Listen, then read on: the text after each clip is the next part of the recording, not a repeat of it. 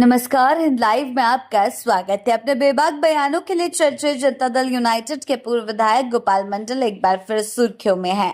बांकीपुर विधानसभा उपचुनाव में बीजेपी की हार को लेकर सवाल पूछे जाने पर उन्होंने ऐसा जवाब दिया कि राजनीतिक गलियारों में चर्चा तेज हो गई।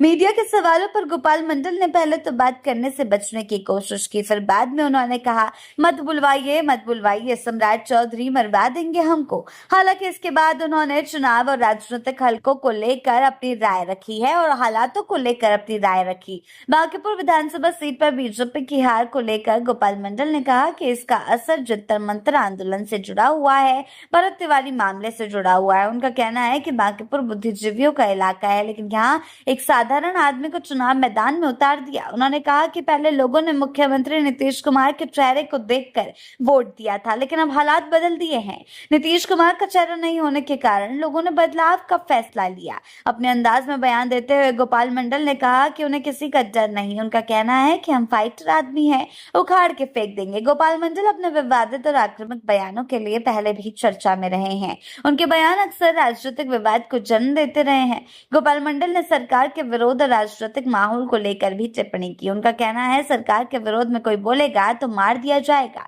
उनके इस बयान को लेकर अब सियासी प्रतिक्रियाएं आने की संभावना है। हालांकि उन्होंने ये बयान किस संदर्भ में दिया, इस पर राजनीतिक हलकों में अलग अलग व्याख्या की जा रही है। बांकीपुर सीट पर चुनाव परिणाम के बाद बिहार की राजनीति में बयानबाजी तेज हो चुकी है। जहां विपक्ष से जनता के बदलाव का संकेत बता रहा है, वहीं सत्ता पक्ष चुनावी रणनीति और उम्मीदवार चयन को लेकर मंथन कर रहा है। गोपाल मंडल के बयान ने इस राजनीतिक बहस को और हवा दे दी है। अब देखना होगा कि उनके बयान पर जेडीयू और बीजेपी के अन्य नेता क्या प्रतिक्रिया देते हैं, क्योंकि जिस तरह से उन्होंने सीधा कहा है कि सम्राट चौधरी हमको मरवा देंगे, ये बहुत बड़ा बयान है, क्योंकि वो पहले जेडीयू के पूर्व विधायक रह चुके हैं, जेडीयू के नेता रह चुके हैं। वैसे में इस तरह से बीजेपी के लिए टिप्पणियां करना कहीं ना कहीं गठबंधन के अंदर चल रही टूट फूट को भी उजागर करता है और दिखाता है कि कैसे आप अगर पार्टी से बाहर भी हो जाते हैं तो पार्टी के कई सीक्रेट्स आपके पास दफन रहते हैं। आगे चलकर इस सम्राट पर कितना भारी पड़ता है, उस पर क्या क्या प्रतिक्रिया आती है,